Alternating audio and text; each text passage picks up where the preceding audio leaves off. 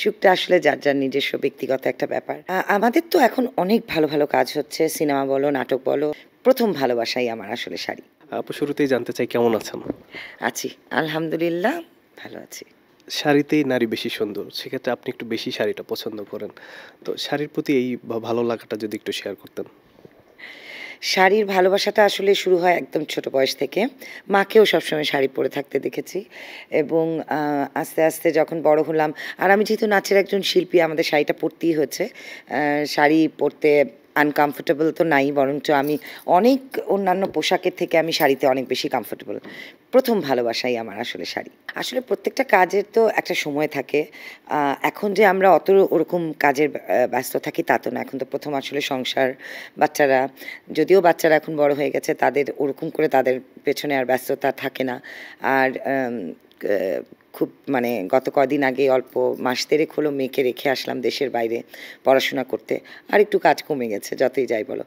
Manage আসলে আসলে করতে হয়। মনে করো প্রায়োরিটি ভাগ করে নিতে হয়, বুঝে নিতে হয় কোনটা আগে করব, কোনটা পরে করব। খুব যে কঠিন তা না কারণ অনেক বেশি ব্যস্ত আমি আসলে কখনোই ছিলাম না। এবং যেটাকে আগে প্রাধান্য দেওয়ার চেষ্টা করেছি সেটাকে প্রাধান্য দেওয়ার। ওরকমভাবে কাজ করলে বোধহয় সবকিছু ম্যানেজ করা সম্ভব।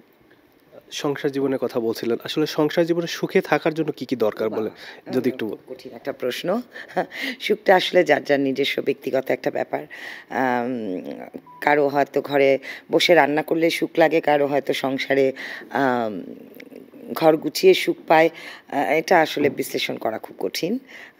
তবে আমি মনে করি ধৈর্যের সাথে যেকোনো জিনিস যদি করা যায় আমার মনে হয় সেটা অনেক ভালো। এখনকার কাজগুলো দেখেন কিনা? নাটক কিংবা সিনেমা দেখলেও সেটা কাদেরটা দেখা হয়?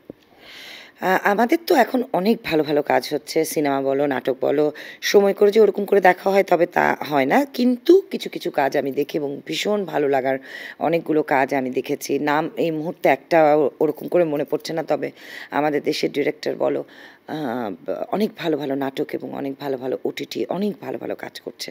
দেখা হয় কিন্তু টেলিভিশনে হয়তো যখন প্রচার হয় ওই সময়টা ওই মুহূর্তটা হয়তো আমাদের ব্যস্ততা থাকে নানান রকম দেখা হয় না। কিন্তু পরে সময় করে ঠিকই দেখি আমাদের দেশের কাজগুলো। খুব ভালো লাগে।